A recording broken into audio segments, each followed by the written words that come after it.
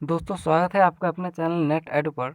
दोस्तों पिछले वीडियो में हमने इतिहास के एसएससी में आए हुए क्वेश्चंस को देखे थे। ठीक है, एसएससी में जो है पिछले वीडियो में हमने देखा था कि एसएससी एमटीएस 2020 में, ठीक है, इतिहास से कौन कौन से प्रश्न आए थे।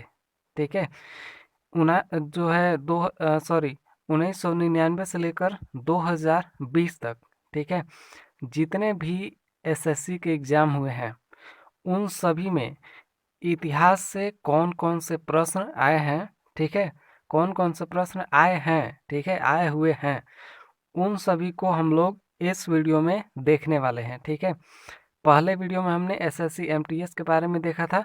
ठीक है, एसएससी एमटीएस 2020 में कौन कौन से प्रश्न आए थे उसको हमने देखा था। और आज के वीडियो में हम लोग देखेंगे जो है आज के वीडियो में हम लोग देखेंगे एसएससी सीजीएल 2020 के प्रश्न। ठीक है, एसएससी सीजीएल 2020 के प्रश्न, इसमें कौन कौन से प्रश्न आए थे। दोस्तों यह वीडियो आपके लिए बहुत ही इम्पोर्टेंट है, क्योंकि इतिहास में जो है इतिहास से एसएससी में सबसे ज़्यादा प्रश्न पूछे जाते हैं। ठीक है, पिछले वीडियो में हमने टोटल 125 प्रश्न को बताया था। एसएससी एमटीएस वाले में 125 प्रश्न आया था इतिहास से। तो वीडियो देखना आपके लिए बहुत ही इम्पोर्टेंट है। ठीक है, तो चलिए हम लोग शुरुआत करते हैं। एसएससी सीजीएल 2020 के प्रश्न, इसमें भी 50 से ऊपर ही प्रश्न होंगे। तो चलिए इसका एग्ज़ाम डेट मैं आपको बता देता हूँ कि अगस्त 13 से 24 के बीच में हुआ था 2021 में। ठीक है, 2021 में एग्ज़ाम हुआ था 13 से 24 अगस्त के बीच में। इसमें कौन कौन से प्रश्न आए थे चलिए देखते हैं। पहला प्रश्न क्या है कि निम्नलिखित में से, ठीक है, निम्न में से कौन हिंदुस्तान रिपब्लिक एसोसिएशन के संस्थापक सदस्यों में से एक थे।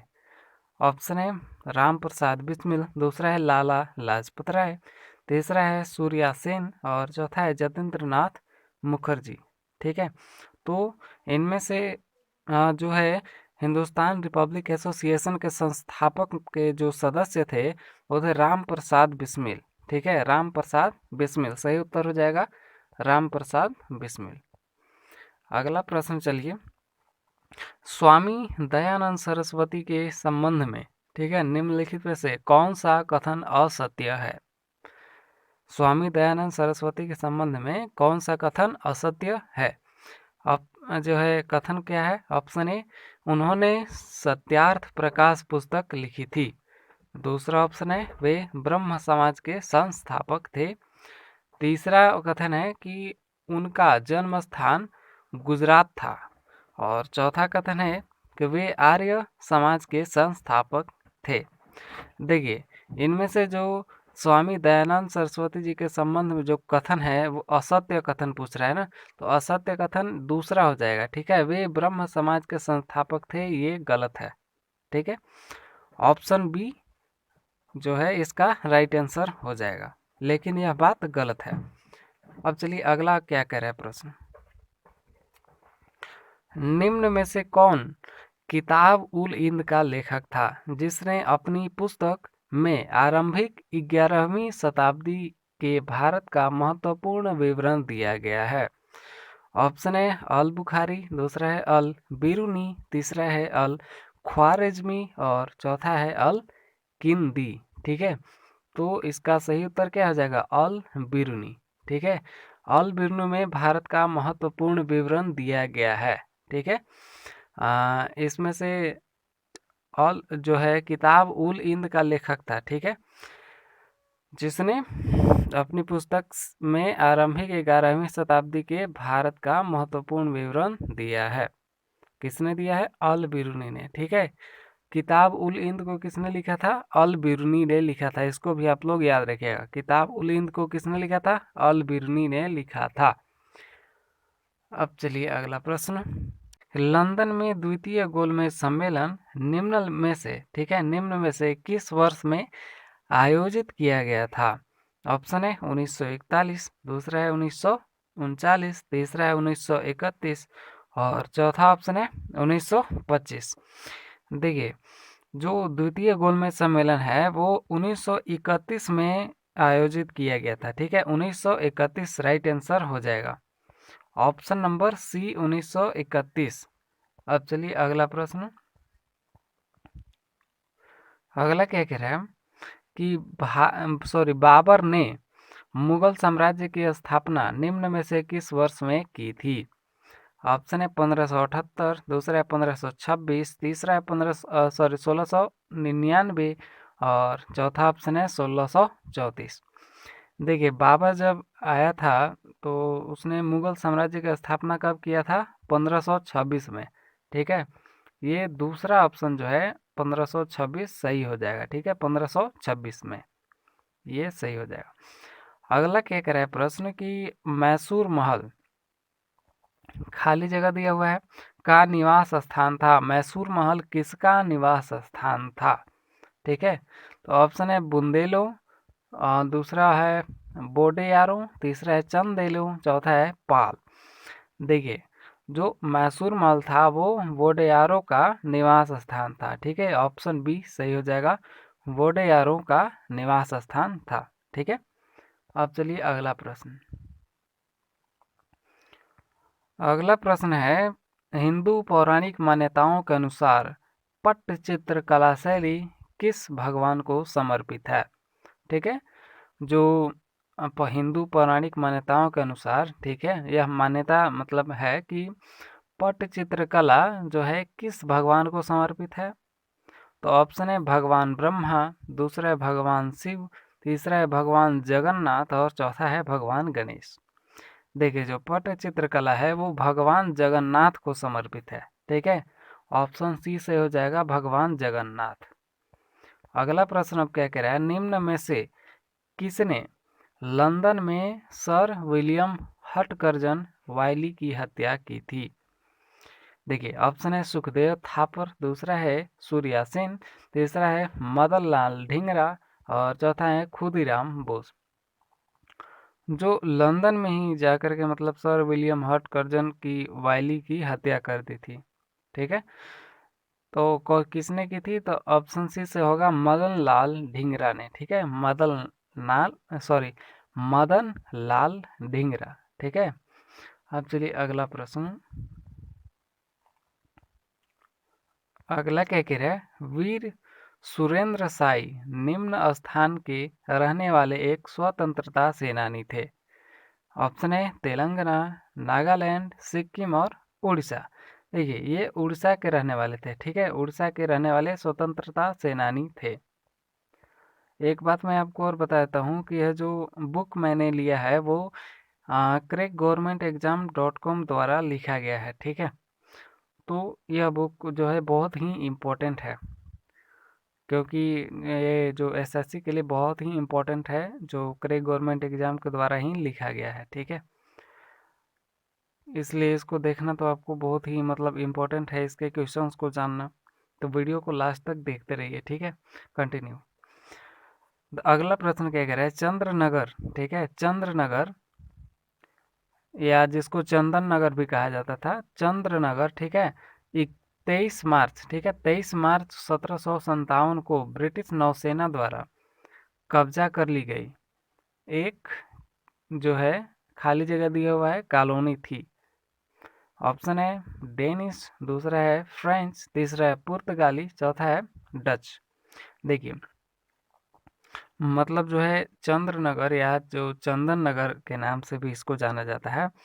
तो चंद्रनगर 23 मार्च 1757 को 23 मार्च 1757 को ब्रिटिश नौसेना द्वारा कब्जा कर ली गई एक मतलब कैसी कॉलोनी थी? ऑप्शन है डेनिश, फ्रेंच, पुर्तगाली और डच। देखिए, यह फ्रेंच कॉलोनी थी। ठीक है, ऑप्शन बी सही हो जाएगा, फ्रेंच कॉलोनी। अब चलिए अगला क्या कह रहा है प्रश्न कि अखिल भारतीय हरिजन सेवक संघ की स्थापना निम्न में से किस वर्ष में हुई थी? ऑप्शन है 1932, दूसरा है 1919, तीसरा है 1942, चौथा है 1928। एकदम सिंपल क्वेश्चन है, 1932 में हुई थी। ठीक है, ऑप्शन ए सही होगा 1932, ये वाला ना 1932। अब चलिए अगला प्रश्न, 12वां प्रश्न क्या कह रहा है, निम्न में से कौन सा बौद्ध स्थल उत्तर प्रदेश में स्थित है? ऑप्शन है सारनाथ, दूसरा है सांची, तीसरा है काला या कार्ले और चौथा ऑप्शन है अमरावती।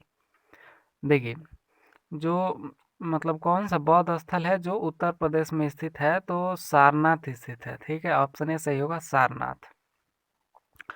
अगला प्रश्न है सिखों का प्रसिद्ध तीर्थ स्थल श्री हरमंदिर साहिब कहाँ स्थित है? जो श्री हरमंदिर साहिब है वो कहाँ स्थित है? तो ऑप्शन है पटना और मनाली, जालंधर और अमृतसर। देखिए, यह अमृतसर में स्थित है। ठीक है, ऑप्शन डी सही होगा अमृतसर। अब चलिए अगला प्रश्न। अगला प्रश्न है 12वीं शताब्दी ईस्वी में निम्न में से किस सम्राट ने ओडिशा के सूर्य मंदिर का निर्माण कराया था? ऑप्शन है नरसिंह देव, दूसरा है खारवेल, तीसरा है धर्मपाल और चौथा है विजयसेन। ऑप्शन ए सही होगा नरसिंह देव। ठीक है, ऑप्शन ए सही होगा नरसिंह देव। ये इंपॉर्टेंट क्वेश्चन है, आता रहता है। ठीक है, नरसिंह देव। अगला प्रश्न है 1947 में हैदराबाद का निजाम निम्नलिखित में से कौन था? ऑप्शन है उस्मान अली, दूसरा है वीर महबूब अली खान, तीसरा है नासिर जंग, चौथा है अकबर अली खान। देखिए, 1947 में हैदराबाद का निजाम था उस्मान अली। ठीक है, ऑप्शन ए सही होगा उस्मान अली, ये वाला उस्मान अली। ठीक है, अगला प्रश्न अब चलते हैं। क्या कह रहा है 16वां कि कृष्ण देव राय द्वारा रचित निम्न में से कौन सी पुस्तक राजकीय विषय वस्तु से संबंधित है? ऑप्शन है अमुक्त मल्य, ठीक है, अमुक्त मल्यद, और दूसरा है कादम्बरी, तीसरा है कर्पूर मंजरी और चौथा है तोलकाम्पी। ठीक है, तोलकापियम। तो ऑप्शन ए सही हो जाएगा अमुक्त मल्यद।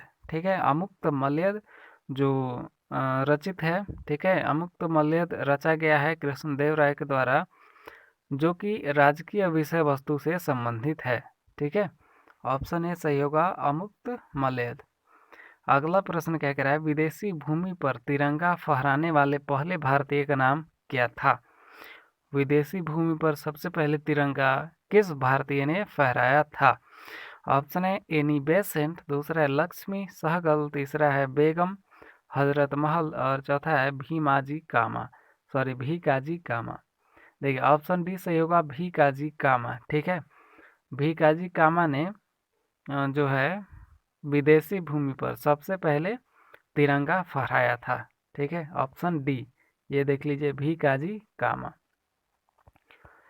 अगला अब क्या कह रहा है 18वां प्रश्न मध्यकालीन भारतीय इस्लामिक वास्तुकला के संदर्भ में, ठीक है, पिष्टक का क्या अर्थ है? जो मध्यकालीन भारतीय इस्लामिक वास्तुकला है, ठीक है, इस्लामिक वास्तुकला है, उसके संदर्भ में पिष्टक क्या है? तो ऑप्शन है पानी की टंकी, दूसरा है गुंबज, तीसरा है लंबा प्रवेश द्वार और चौथा है ट्रू आर्च। ठीक है, जिसको हिंदी में वास्तविक मेहराब भी कह सकते हैं। देखिए, जो इस्लामिक वास्तुकला था मध्यकालीन भारतीय इतिहास में, उसमें पिष्टक का मतलब था कि लंबा प्रवेश द्वार। ठीक है, लंबा प्रवेश द्वार को ही पिष्टक कहा जाता था। ठीक है, लंबा प्रवेश द्वार को पिष्टक कहा जाता था, ये आप लोग याद रखिएगा। अगला प्रश्न है कि पुराणों के अनुसार भगवान विष्णु ने पानी में डूबी हुई पृथ्वी को बचाने के लिए खाली जगह का रूप बनाया था। ऑप्शन है एक हाथी, मतलब किसका रूप बनाया था? ऑप्शन है एक हाथी और एक वराह, एक सिंह और एक बाघ। तो उन्होंने एक वराह का रूप बनाया था। ठीक है, ऑप्शन बी सही होगा, एक वराह। अगला प्रश्न क्या कह रहा है निम्न में से किसने शाहजहां के शासनकाल के मुगलों की महानता का उल्लेख करते हुए चार चमन नामक पुस्तक लिखी थी? किसने चार चमन नामक पुस्तक लिखी जिसमें शाहजहां के शासनकाल की, जो शाहजहां के शासनकाल में मुगलों की महानता का उसमें उल्लेख किया गया था? ऑप्शन है मोहम्मद वारिस, दूसरा है चंद्रभान ब्राह्मण और तीसरा और चौथा ऑप्शन देख लेते हैं। तीसरा ऑप्शन है अबू दल और चौथा ऑप्शन है गुलबदन बेगम। देखिए इसका सही उत्तर हो जाएगा ऑप्शन नंबर बी जो है ब्राह्मण, ठीक है, चंद्रभान ब्राह्मण, ये सही हो जाएगा। ठीक है, चंद्रभान ब्राह्मण ने जो है चार चमन पुस्तक लिखी थी। ठीक है, इसको भी आप लोग याद रखिएगा, ऐसा क्वेश्चन आ सकता है कि चार चमन नामक पुस्तक किसने लिखी थी। तो ऑप्शन क्या सही होगा, चंद्रभान ब्राह्मण। अब चलिए अगला प्रश्न। गौतम बुद्ध का जन्म स्थल एक वन था जिसे किसके नाम से जाना जाता था। ठीक है, किस नाम से जाना जाता था। तो ऑप्शन है कबूस, दूसरा है मफल फंग और चौथा है लुम्बिनी और तीसरा है लुम्बिनी और चौथा है मंगर बानी। देखिए जो गौतम बुद्ध का जन्म स्थल था वो एक वन था। ठीक है, और उस वन को मतलब किस नाम से जाना जाता था, तो लुम्बिनी। ठीक है, लुम्बिनी, ऑप्शन सी सही होगा, लुम्बिनी। ठीक है, इसको आप लोग याद रखिएगा, लुम्बिनी। अगला प्रश्न अब क्या कह रहा है, चलिए अगला ऊपर कर लेता हूँ मैं। अगला प्रश्न क्या कह रहा है कि खाली जगह दिया हुआ है, ने अपने विश्वसनीय अमीरों को, ठीक है, तुर्कान ए चहलगानी के रूप में 40 के समूह में व्यवस्थित किया। मतलब किसने अपने विश्वसनीय अमीरों को, ठीक है, तुर्कान ए चहलगानी के रूप में 40 के समूह में व्यवस्थित किया। ऑप्शन है इल्तुतमिश, दूसरा है अलाउद्दीन खिलजी, तीसरा है बलबन, चौथा है कुतुब उद दीन ऐबक। ठीक है, कुतुब उद दीन ऐबक। देखिए ऑप्शन ए सही होगा इल्तुतमिश ने। ठीक है, इल्तुतमिश ने जो है 40 लोगों का एक समूह बनाया जिसमें अपने विश्वसनीय अमीरों को तुर्कान ए चहलगानी के रूप में, ठीक है, व्यवस्थित किया था। अब चलिए अगला प्रश्न। निम्न में से कौन वे नेता थे जिन्होंने खिलाफत के समर्थन में असहयोग आंदोलन शुरू करने की आवश्यकता के बारे में महात्मा गांधी को समझाने में महत्वपूर्ण भूमिका निभाई थी। ऑप्शन है मोहम्मद अली जिन्ना, दूसरा है मोहम्मद अबुल कलाम आज़ाद, तीसरा है अबुल गफ्फार खान और चौथा है शौकत अली। देखिए ऑप्शन डी सही होगा, शौकत अली। ठीक है, शौकत अली ने जो है खिलाफत आंदोलन जो चल रहा था उसके बाद उन्होंने मतलब सलाह दिया महात्मा गांधी जी को कि अब हमें असहयोग आंदोलन शुरू करना चाहिए। ठीक है, अब चलिए अगला प्रश्न। अगला प्रश्न क्या कह रहा है, निम्न में से किस वर्ष में बॉम्बे दक्कन के ग्रामीण क्षेत्रों में बगावत हुई थी। ऑप्शन है 1790, दूसरा है 1875, तीसरा है 1905 और चौथा है 1890। देखिए कि जो है 1875 में, ठीक है, ऑप्शन बी सही होगा, 1875 में बॉम्बे दक्कन के ग्रामीण क्षेत्रों में बगावत हुई थी। ठीक है, कब हुई थी, 1875 में, इसको आप लोग याद रखिएगा। अगला क्या कह रहा है, निम्न में से किसने 1876 में कलकत्ता में इंडियन एसोसिएशन की स्थापना करके भारतीय राष्ट्रीय आंदोलन की नींव रखी। ऑप्शन है दादा भाई नौरोजी, दूसरा है सुरेंद्र नाथ बनर्जी, तीसरा है व्योमेश चंद्र बनर्जी और चौथा है अरविंदो घोष। देखिए ऑप्शन बी सही होगा, सुरेंद्र नाथ बनर्जी। ठीक है, सुरेंद्र नाथ बनर्जी, इन्होंने ही 1876 में कलकत्ता में इंडियन एसोसिएशन की स्थापना करके भारतीय राष्ट्रीय आंदोलन की नींव रखी थी। ठीक है, अगला 26वां प्रश्न अब है, निम्न में से, ठीक है, निम्नलिखित में से किस शासक को भारत का नेपोलियन कहा जाता है। इंपॉर्टेंट क्वेश्चन है। ऑप्शन है अशोक, समुद्रगुप्त, चंद्रगुप्त एक और जो है बिंदुसार। तो ऑप्शन बी सही होगा, समुद्रगुप्त। ठीक है, समुद्रगुप्त को भारत का नेपोलियन कहा जाता है।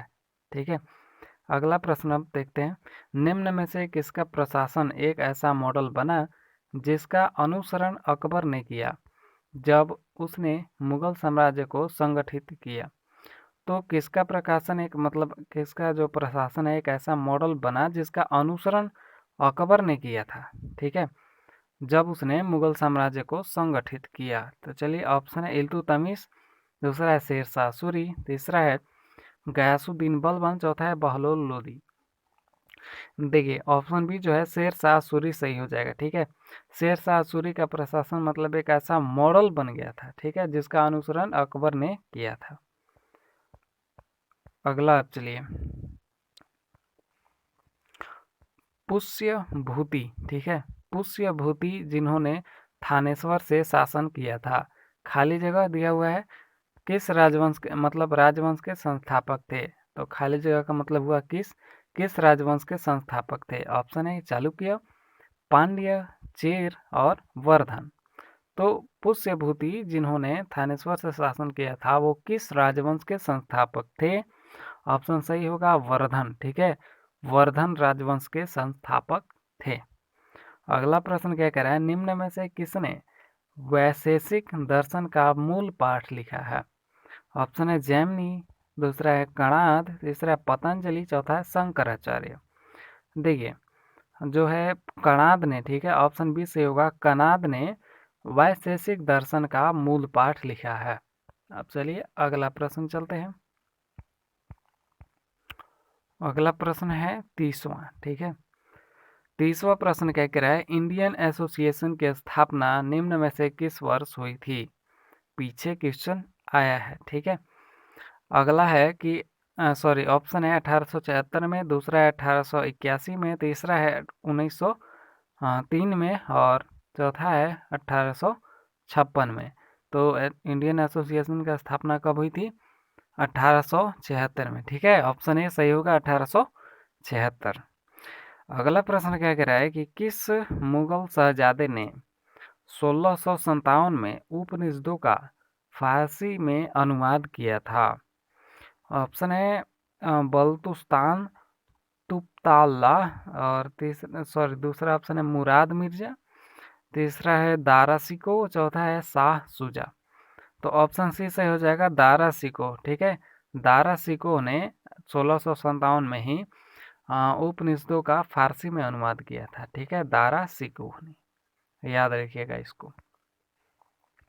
अगला है कि अखिल भारतीय किसान कांग्रेस के प्रथम महासचिव निम्न में से कौन थे। ऑप्शन है एन जी रंगा, दूसरा है स्वामी सहजानंद सरस्वती, तीसरा है सरदार वल्लभ भाई पटेल और चौथा है आचार्य नरेंद्र देव। ठीक है, तो ऑप्शन ए से हो जाएगा एन जी रंगा। ठीक है, एन जी रंगा जो है अखिल भारतीय किसान कांग्रेस के प्रथम महासचिव थे। ठीक है, अगला प्रश्न अब चलते हैं। ये सभी प्रश्न काफ़ी इम्पोर्टेंट है, आपको मतलब जानना बहुत ही ज़रूरी है कि कौन कौन से प्रश्न आए थे। ठीक है, अगला प्रश्न क्या कह रहा है, निम्न में से किस स्वतंत्रता सेनानी ने 1875 में वंदे मातरम गीत की रचना की थी। वंदे मातरम गीत को किसने रचा था। ठीक है, ऑप्शन है भगत सिंह, दूसरा है बंकिम चंद्र चटर्जी, तीसरा है विपिन चंद्र पाल और चौथा है रविंद्रनाथ टैगोर। देखिए बंकिम चंद्र जो है चटर्जी ने रची थी कब, 1875 में। ठीक है, इसको भी आप लोग याद रखेंगे। वंदे मातरम गीत कब रचा गया था, 1875 में। किसके द्वारा रचा गया था, बंकिम चंद्र चटर्जी के द्वारा रचा गया था। ठीक है, अच्छा जो हमारा राष्ट्रगान है जन गण मन, ठीक है, वो किसके द्वारा रचा गया था। तो ऑप्शन डी इसमें सही होगा, रविंद्रनाथ टैगोर ने। ठीक है, मतलब इसका इस प्रश्न का सही उत्तर बंकिम चंद्र चटर्जी होगा। ठीक है, और जो राष्ट्रगान जिसने रचा था उनका नाम है रविंद्रनाथ टैगोर। ठीक है, रविंद्रनाथ टैगोर ने। जनगण मन किसने रचा था, रविंद्रनाथ टैगोर ने। इसको आप लोग याद रखिएगा, यह अभी क्वेश्चन आ सकता है। अगला प्रश्न है कि मुगल बादशाह, ठीक है, शाह आलम ने वर्ष खाली जगह दिया हुआ है में ब्रिटिश ईस्ट इंडिया कंपनी को बंगाल प्रांत का दीवान नियुक्त किया। ठीक है, ऑप्शन है 1917 में, दूसरा है 1835 में, तीसरा है 1765 में और चौथा है 1623 में। देखिए जो मुगल बादशाह शाह आलम था वो 1765 में, ठीक है, ऑप्शन सी से होगा 1765 में ब्रिटिश ईस्ट इंडिया कंपनी को बंगाल प्रांत का दीवान नियुक्त किया था। ठीक है, 1765 में। 1765 के बाद ही जो है ईस्ट इंडिया कंपनी पूरे भारत पर मतलब कब्जा धीरे धीरे करने लगी थी। अब अगला प्रश्न 35वां क्या कह रहा है, स्वराज पार्टी के निर्माण में मोतीलाल नेहरू के साथ निम्न में से किसकी प्रमुख भूमिका थी? ऑप्शन है चित्तरंजन दास, दूसरा है सुभाष चंद्र बोस, तीसरा है सुरेंद्र नाथ बनर्जी और चौथा है बिपिन चंद्र पाल। तो स्वराज पार्टी के निर्माण में जो है मोतीलाल नेहरू के साथ साथ चित्तरंजन दास की भी महत्वपूर्ण भूमिका थी। ठीक है, ऑप्शन ए सही होगा चित्तरंजन दास। अगला प्रश्न है कि महावीर जिन्हें पाली साहित्य में निधनता, ठीक है, निघंता नाटापुत्र के नाम से जाना जाता है, उन्होंने खाली जगह नामक धर्म की स्थापना की थी। मतलब सीधा सीधा क्वेश्चन ये बनता है कि जो है निघंता नाटापुत्र यानी महावीर ने, ठीक है, महावीर मतलब महावीर ने जिन्हें निघंता नाटापुत्र के नाम से जाना जाता है, ठीक है, महावीर को और अन्य नाम किससे जाना जाता है? निघंता नाटापुत्र, ठीक है, निघंता नाटापुत्र, इसको आप लोग याद रखिएगा। तो इन्होंने किस धर्म की स्थापना की थी? ऑप्शन है बहाई धर्म, दूसरा है सिख धर्म, तीसरा है जैन धर्म, चौथा है पारसी धर्म। ऑप्शन सी सही हो जाएगा जैन धर्म। ठीक है, महावीर ने किस धर्म की स्थापना की? जैन धर्म। ठीक है, अब बुद्ध ने किस धर्म की स्थापना की? बौद्ध धर्म। ठीक है, इसको भी आप लोग याद रखिएगा। 37वां क्या कह रहा है, रामायण के अनुसार खाली जगह का दूसरा नाम रत्नाकर था। रामायण के अनुसार किसका दूसरा नाम रत्नाकर था? ऑप्शन है दुर्वासा, वाल्मीकि, विश्वामित्र और गौतम। देखिए, रामायण के अनुसार वाल्मीकि का दूसरा नाम रत्नाकर था। ठीक है, ऑप्शन बी सही होगा वाल्मीकि। अगला है चंद्रगुप्त ने खाली जगह के खिलाफ विद्रोह का नेतृत्व किया और उन्हें पराजित कर दिया। मतलब चंद्रगुप्त ने किसके खिलाफ विद्रोह का नेतृत्व किया और उन्हें पराजित कर दिया? ऑप्शन है नंद, हर्यक और जो है कुषाण और शिशुनाग। तो ऑप्शन है सही होगा नंद। ठीक है, नंद के खिलाफ विद्रोह किया और जो है परास्त भी कर दिया। अगला 39वां प्रश्न क्या कह रहा है, अली वर्दी खान, ठीक है, खाली जगह का नवाब था। मतलब कहाँ का नवाब था? ऑप्शन ए है बंगाल, मालाबार और अवध और दक्कन।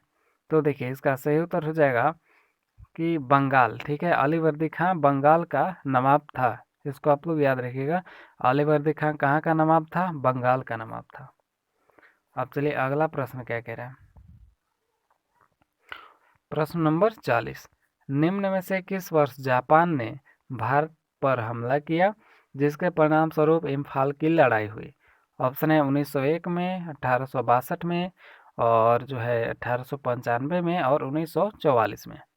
देखिए, जो जापान भारत पर हमला किया था वो कब किया था? 1944 में किया था। ठीक है, 1944 में किया था, जिसके कारण ही इम्फाल की लड़ाई हुई थी।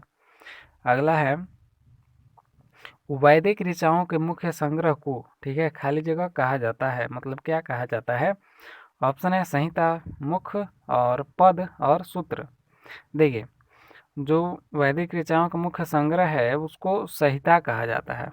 ठीक है, ऑप्शन है सही होगा संहिता। अब चलिए अगला प्रश्न 42वां प्रश्न क्या कह रहा है, आलमगीर किस मुगल सम्राट की उपाधि थी? आलमगीर किस मुगल सम्राट की उपाधि थी? मतलब आलमगीर किसको कहा जाता था? ऑप्शन है अकबर, दूसरा है औरंगजेब, तीसरा है शाहजहां, चौथा है बाबर। तो देखिए, आलमगीर जो है औरंगजेब को कहा जाता था। ठीक है, औरंगजेब की उपाधि थी आलमगीर। यह कोई नाम नहीं था, यह कोई उपाधि होता था। ठीक है, आलमगीर। 43वां क्या कह रहा है, खाली जगह पहले ही दिया हुआ है। ठीक है, उसके लिए बनाए गए नियमों को विनय पिटक, ठीक है, विनय पिटक नामक पुस्तक में लिखा गया था। मतलब किसके लिए बनाए गए नियमों को विनय पिटक नामक पुस्तक में लिखा गया था? ऑप्शन है वैष्णवों, दूसरा है बौद्ध संघ, तीसरा है लिंगायतों, चौथा है शाक्त पंथ। ठीक है, तो ऑप्शन बी सही होगा बौद्ध संघ। बौद्ध संघ के लिए बनाए गए नियमों को विनय पिटक नामक पुस्तक में लिखा गया था। याद रखिएगा, इसको आता रहता है। अगला है 44वां की खाली जगह दिया हुआ है, सल्तनत पर सरकी वंश का शासन था? ऑप्शन है दिल्ली, दूसरा है आगरा, तीसरा है भरतपुर, चौथा है जौनपुर। देखिए जौनपुर जो है, ठीक है, जौनपुर सल्तनत पर सरकी वंश का शासन था। सरकी वंश का शासन कहाँ पर था? जौनपुर में था, ठीक है, जौनपुर सल्तनत पर। इसका आप लोग याद रखिएगा, जौनपुर। अगला है कि अंतरी खेड़ा, ठीक है, अतरंजी खेड़ा पुरातात्विक स्थल, ठीक है, अतरंजी खेड़ा पुरातात्विक स्थल खाली जगह यानी कहाँ पर स्थित है? ऑप्शन है हिमाचल प्रदेश, दूसरा है उत्तराखंड, तीसरा है महाराष्ट्र और चौथा है उत्तर प्रदेश। देखिए जो अतरंजी खेड़ा पुरातात्विक स्थल है वो उत्तर प्रदेश में स्थित है, ठीक है, ऑप्शन डी सही होगा, उत्तर प्रदेश। इसको आप लोग याद रखिएगा, ये सब आता रहता है प्रश्न जो मैं आपको बता रहा हूँ। अगला है कि निम्न में से किसने राष्ट्रकूट साम्राज्य की स्थापना की थी? राष्ट्रकूट के साम्राज्य की स्थापना किसने की थी? ऑप्शन है दंती दुर्ग, दूसरा है अशोक, तीसरा है कृष्ण और चौथा है अमोघवर्ष। देखिए राष्ट्रकूट की स्थापना दंती दुर्ग ने की थी, ठीक है, ऑप्शन ए सही होगा, दंती दुर्ग। इसको आप लोग याद रखिएगा। अगला है सुभाष चंद्र बोस द्वारा स्थापित भारतीय राष्ट्रीय सेना, ठीक है, इंडियन नेशनल आर्मी में महिला रेजिमेंट का नाम क्या था? ऑप्शन है झांसी की रानी रेजिमेंट, दूसरा है रानी अहिल्याबाई रेजिमेंट, तीसरा है दिद्दा, ठीक है, दिद्दा की रानी रेजिमेंट और चौथा है रानी पद्मावती रेजिमेंट। देखिए ऑप्शन ए सही होगा, झांसी की रानी रेजिमेंट, ठीक है, ये नाम था आर्मी, महिलाओं आर्मी का, ठीक है, महिला आर्मी का, जो सुभाष चंद्र बोस द्वारा स्थापित किया गया था भारतीय राष्ट्रीय सेना, उसमें महिलाओं के रेजिमेंट का नाम था झांसी की रानी रेजिमेंट, ठीक है। अगला प्रश्न अब चलिए 48वां क्या कह रहा है कि निम्न में से किस स्थल पर भगवान बुद्ध ने 4 महान सत्य पर अपना प्रथम उपदेश दिया था? ऑप्शन है राजगीर, दूसरा है बोध गया, तीसरा है सारनाथ, चौथा है लुम्बिनी। देखिए जो सारनाथ में, ठीक है, सारनाथ जो जगह है वहाँ पर भगवान बुद्ध ने 4 महान सत्य पर अपना प्रथम उपदेश दिया था, ठीक है, ऑप्शन सी सही होगा, सारनाथ। याद रखिएगा सारनाथ, सारनाथ में ही भगवान बुद्ध ने 4 सत्य उपदेशों पर अपना वचन दिया था, ठीक है। अगला है सी राजगोपालचारी ने निम्न में से किस राज्य में नमक सत्याग्रह का नेतृत्व किया था?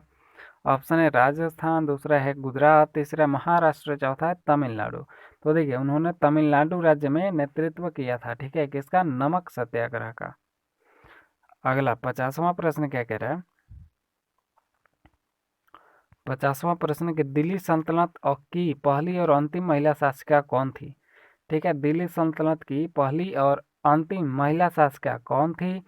ऑप्शन है रानी दुर्गावती, दूसरा है रजिया सुल्तान, तीसरा है सुल्ताना चांद बीबी, ठीक है, चौथा है नूरजहां।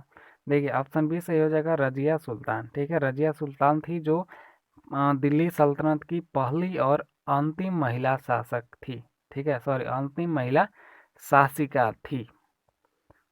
ये पहली बार ही बनी थी और अंतिम बार ही बनी थी, ठीक है। अब चलिए अगला प्रश्न क्या कह रहा है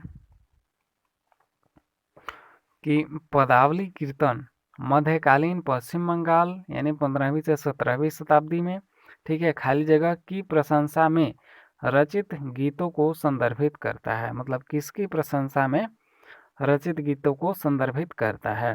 चलिए ऑप्शन है कि विष्णु, दूसरा है शिव, तीसरा है शक्ति, चौथा है ब्रह्मा।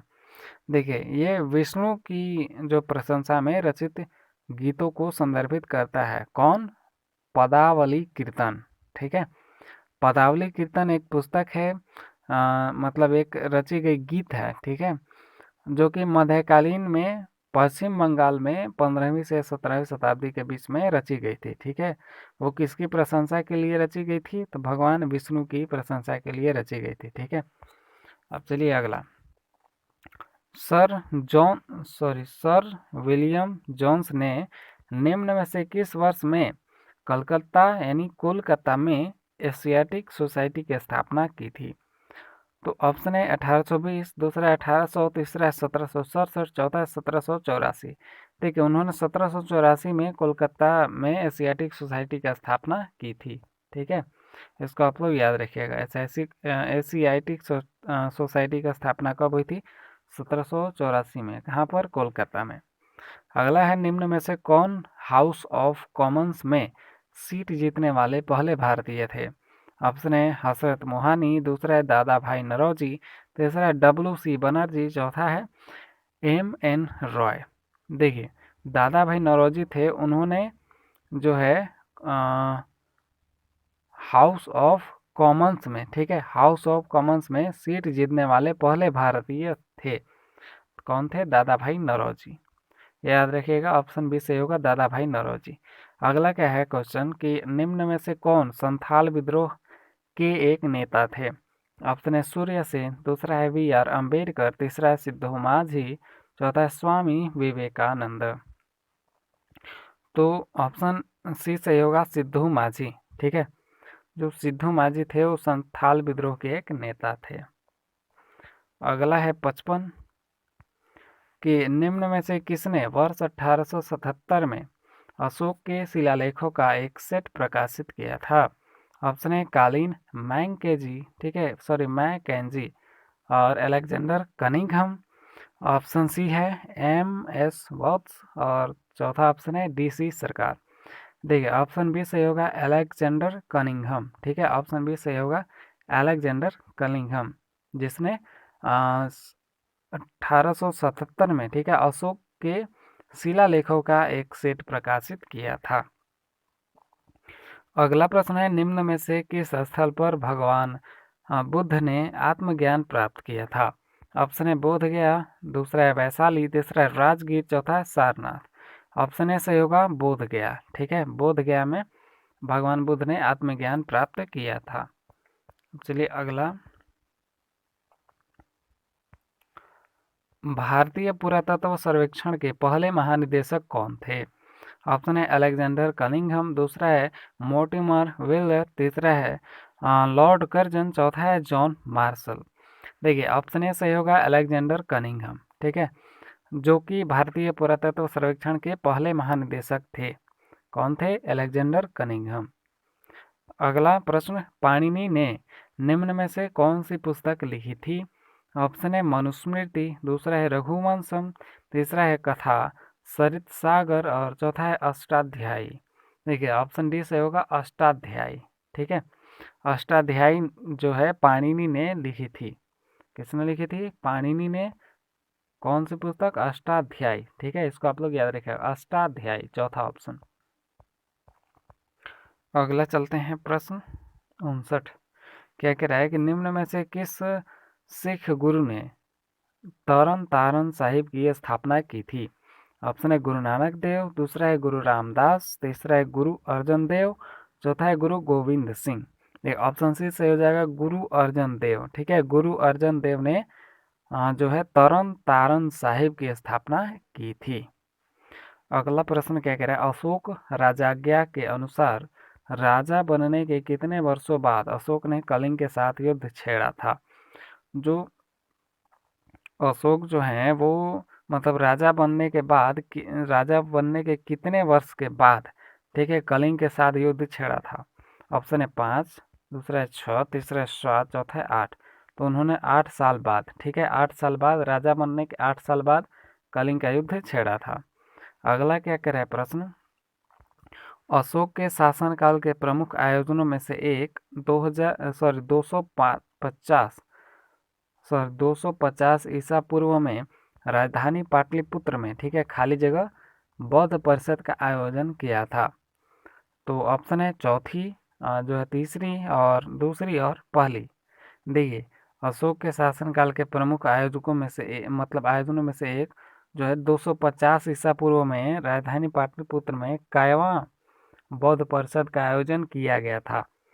तो कायवा बौद्ध परिषद का आयोजन किया गया था, तो तीसरी, ठीक है, तीसरी बौद्ध परिषद का आयोजन किया गया था। ऑप्शन बी सही होगा, तीसरी। ठीक है, इसको आप लोग याद रखिएगा। बौद्ध गया में सॉरी, ये 250 ईसा पूर्व में पाटलिपुत्र में किया गया था। ठीक है, तीसरी बार। अगला, अगला प्रश्न क्या कह रहा है, मोहम्मद गौरी, ठीक है, मोहम्मद गौरी ने 1191 में ताबर हिंद, ठीक है, भटिंडा पर आक्रमण किया, जो खाली जगह के लिए एक महत्वपूर्ण सामरिक केंद्र था। मतलब जो भटिंडा है वो किसके लिए एक सामरिक केंद्र था? ऑप्शन है हेमचंद्र विक्रमादित्य, दूसरा है राणा कुंभा, तीसरा है पृथ्वीराज चौहान, चौथा है महाराणा प्रताप सिंह। ऑप्शन सी से हो जाएगा पृथ्वीराज चौहान, ठीक है, पृथ्वीराज चौहान के लिए एक महत्वपूर्ण सामरिक केंद्र था, जिस पर मोहम्मद गौरी ने 1191 में ताबर हिंद पर आक्रमण किया था। ठीक है, अगला प्रश्न क्या कह रहा है, 63वां, पृथ्वीराज चौहान और मोहम्मद गौरी ने, ठीक है, खाली जगह देखो है, की लड़ाई लड़ी। मतलब पृथ्वीराज चौहान और मोहम्मद गौरी ने किसकी लड़ाई लड़ी? ऑप्शन है तालीकोट, दूसरा है तराइन, तीसरा है चंदेरी, चौथा है चौसा। तो उन लोगों ने तराइन की लड़ाई लड़ी। ठीक है, ऑप्शन बी सही होगा, तराइन। अगला 64वां प्रश्न क्या कह रहा है, निम्न में से किसने तबकात ए नासिरी नामक पुस्तक लिखी है? ऑप्शन है मिनहाज उस सिराज, दूसरा है जियासुद्दीन बर्नी, और तीसरा है अमीर खुसरो, और चौथा ऑप्शन है अल बिरुनी। देखिए इसका सही उत्तर हो जाएगा मिनहाज उस सिराज। ठीक है, ऑप्शन ए सही होगा, मिनहाज उस सिराज। अगला प्रश्न क्या कह रहा है, निम्न में से कौन अशोक के अभिलेख को समझने यानी पढ़ने वाला पहला विद्वान था? अशोक के अभिलेख को समझने वाला पहला विद्वान कौन था? ऑप्शन ए क्या है, वी गॉर्डन चाइल्ड, दूसरा है जेम्स टेलर, तीसरा है अलेक्जेंडर कनिंघम, और चौथा है जेम्स प्रिंसेप। देखिए अशोक के अभिलेख को समझने वाला पहला जो है इंसान था, विद्वान था, वो जेम्स प्रिंसेप। ठीक है, जेम्स प्रिंसेप था। ऑप्शन डी सही होगा। अगला 66वां प्रश्न क्या कह रहा है, निम्न इतिहासकारों में से किसने रजिया के बारे में लिखा और इस बात की पुष्टि की कि वह अपने सभी भाइयों से अधिक सक्षम और योग्य थी? ऑप्शन है मिनहाज ए सिराज, दूसरा है इन बतूता, तीसरा है अमीर खुसरो, चौथा है जिया उद दिन बर्नी। देखिए ऑप्शन ए सही होगा, मिनहाज ए सिराज। ठीक है, मिनहाज ए सिराज ने बताया कि मतलब लिखा था अपने बुक में, अपने पुस्तक में कि जो है रजिया जो थी वो सभी भाइयों से अधिक सक्षम और योग्य थी, इसलिए वो दिल्ली पर जो है दिल्ली की पहली और आखिरी ये शासिका बनी थी। ठीक है, अगला है 1579 में निम्न में से किसने महजरनामा, ठीक है, महजरनामा जारी किया था? ऑप्शन है हुमायूं, दूसरा है जहांगीर, तीसरा है अकबर, चौथा है शाहजहां। तो देखिए अकबर ने 1579 में, ठीक है, महजरनामा जारी किया था। महजरनामा जारी किसने किया था? अकबर ने। कब किया था? 1579 में, याद रखिएगा।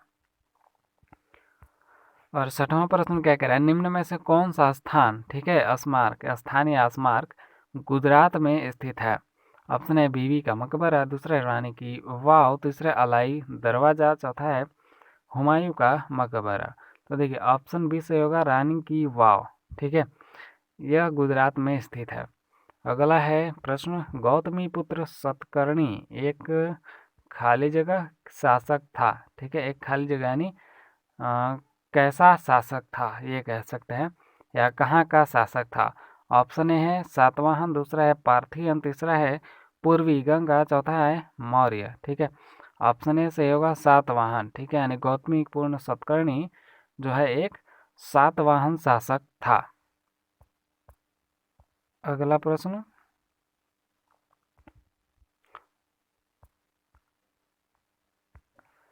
क्या करें, अगला प्रश्न है, निम्न में से किसे महात्मा गांधी ने भारत कोकिला की उपाधि दी थी? ऑप्शन है सुचेता कृपलानी, और दूसरा प्रश्न है तोरू दत्त, और चौथा है एनी बेसेंट, और अगला है सरोजनी नायडू। तो देखिए इसका सही उत्तर हो जाएगा सरोजनी नायडू। ठीक है, ऑप्शन डी सही होगा, सरोजनी नायडू। जो है सरोजनी नायडू को महात्मा गांधी ने भारत कोकिला की उपाधि दी थी।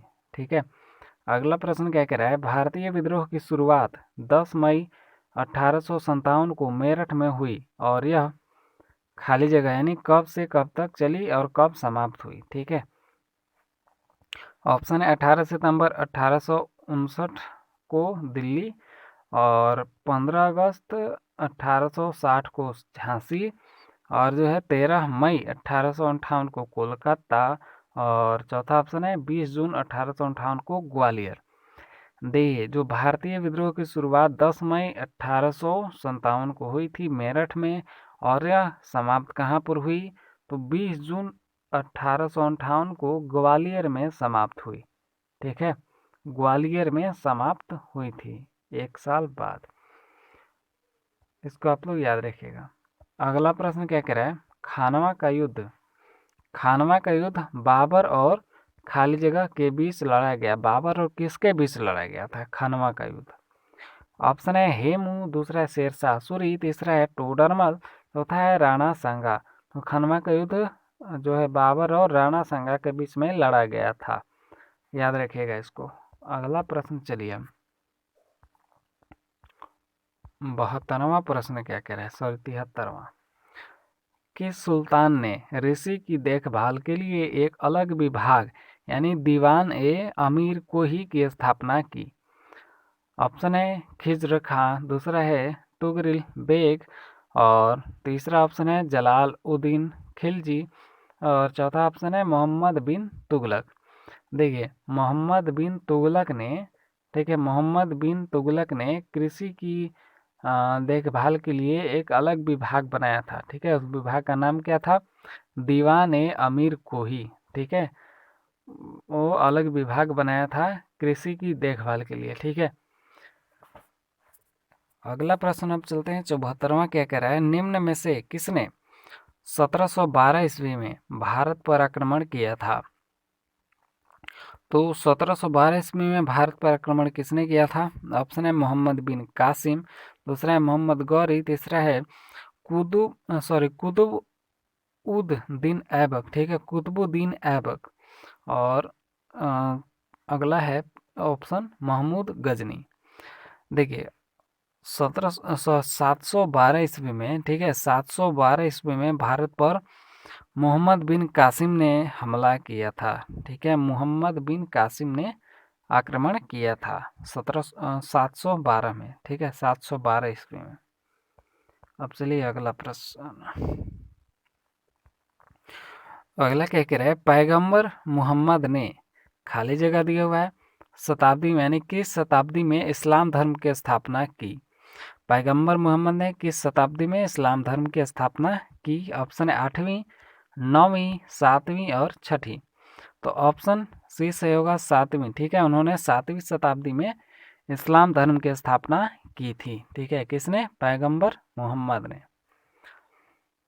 अगला है, स्वामी विवेकानंद ने वर्ष खाली जगह में शिकागो यानी संयुक्त राज्य अमेरिका विश्व धर्म सम्मेलन में वेदांतिक दर्शन की सर्वोच्चता का उल्लेख किया था। स्वामी विवेकानंद ने कब यानी किस वर्ष में शिकागो विश्व धर्म सम्मेलन में, ठीक है, शिकागो विश्व धर्म सम्मेलन में जो कि अमेरिका में हुआ था, उसमें वेदांतिक दर्शन की सर्वोच्चता का उल्लेख किया था? वो कब किया था, किस वर्ष? ऑप्शन है 1878, दूसरा है 1884, तीसरा है 1898, चौथा है 1893। तो कब किया था उन्होंने? 1893 में। ठीक है, 1893 में शिकागो का सम्मेलन हुआ था, उसमें वैदांतिक दर्शन की सर्वोच्चता का उल्लेख किया था। किसने? स्वामी विवेकानंद ने। अगला प्रश्न, यशो विग्रह, ठीक है, महीचंद्र और चंद्रदेव खाली जगह राजवंश के पहले 3 शासक थे, यानी किस राजवंश के पहले 3 शासक थे? कौन कौन? यशो विग्रह, महीचंद्र और चंद्रदेव। तो ऑप्शन क्या है? चौहान, और दूसरा ऑप्शन है गढ़वाल, तीसरा है मराठा, चौथा है वाडियार। देखिए, जो ये तीनों शासक जो थे, यशो विग्रह, महीचंद्र और चंद्रदेव, वो गढ़वाल, ठीक है, गढ़वाल राजवंश के पहले 3 शासक थे। ठीक है, पहले 3 शासक थे गढ़वाल राजवंश के। अगला है किसने विक्रमशिला विश्वविद्यालय को स्थापित और नालंदा विश्वविद्यालय को पुनर्जीवित किया? ऑप्शन है श्रीगुप्त, दूसरा है धर्मपाल, तीसरा है वासुदेव, चौथा है गोपाल। ऑप्शन बी से होगा धर्मपाल। ठीक है, धर्मपाल ने जो है विक्रमशिला विश्वविद्यालय को स्थापित किया और नालंदा विश्वविद्यालय को फिर से जीवित किया, मतलब फिर से उसको शुरुआत किया। अगला है अलाउद्दीन खिलजी के शासनकाल के दौरान गयासुद्दीन तुगलक, ठीक है, खाली जगह यानी कहाँ का गवर्नर था? ऑप्शन है बंगाल, पंजाब, राजस्थान और कश्मीर। तो वो कहाँ का गवर्नर था? पंजाब का गवर्नर था। ठीक है, ऑप्शन बी से होगा पंजाब। अगला है poverty and un British rule in India के लेखक निम्न में से कौन है? Poverty and un British rule in India. Option है रविंद्रनाथ टैगोर, दूसरा है महात्मा गांधी, तीसरा है दादा भाई नौरोजी और चौथा ऑप्शन है जवाहरलाल नेहरू। तो ऑप्शन सी से हो जाएगा दादा भाई नौरोजी। ठीक है, दादा भाई नौरोजी ने यह लिखा था। अगला जो है प्रश्न 81 कि काकोरी षड्यंत्र, ठीक है, काकोरी षड्यंत्र मामला निम्न में से किस वर्ष में हुआ था? ऑप्शन है 1925, दूसरा है 1919, तीसरा है 1909, चौथा है 1932। तो देखिए यह 1925 में हुआ था। ठीक है, काकोरी षड्यंत्र मामला कब हुआ था? 1925 में हुआ था। अगला प्रश्न है अकबरनामा के लेखक कौन है? ऑप्शन है अब्दुल फजल, दूसरा है अब्दुल समद, तीसरा है अब्दुल लतीफ़ और चौथा है फौजी। तो देखिए फैजी। देखिए अकबरनामा के लेखक हैं अब्दुल फजल। ठीक है, ऑप्शन ए से होगा अबुल फजल।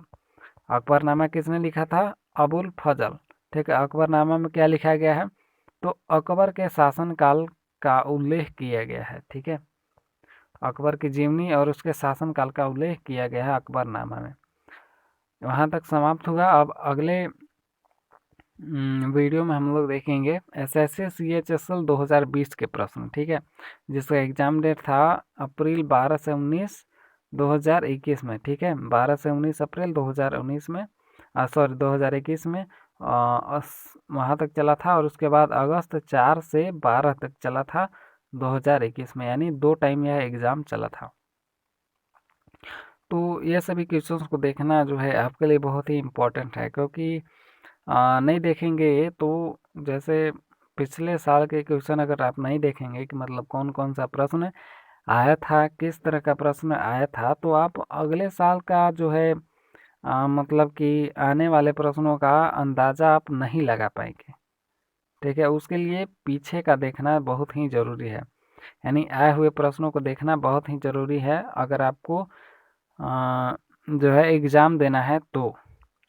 ठीक है, एग्ज़ाम अगर देना है, अच्छे नंबर्स लाने हैं, तो आपको जो है पिछले साल का क्वेश्चन देखना बहुत ही ज़रूरी है, क्योंकि पीछे साल का क्वेश्चन आप नहीं देखेंगे तो आप अंदाज़ा नहीं लगा पाएंगे कहाँ कैसा प्रश्न आएगा। ठीक है, और ज़्यादातर तो इतिहास में और जो है भूगोल में ये सभी जो है कि मतलब पिछले साल वाला क्वेश्चन ही रिपीट हो जाता है कोई कोई।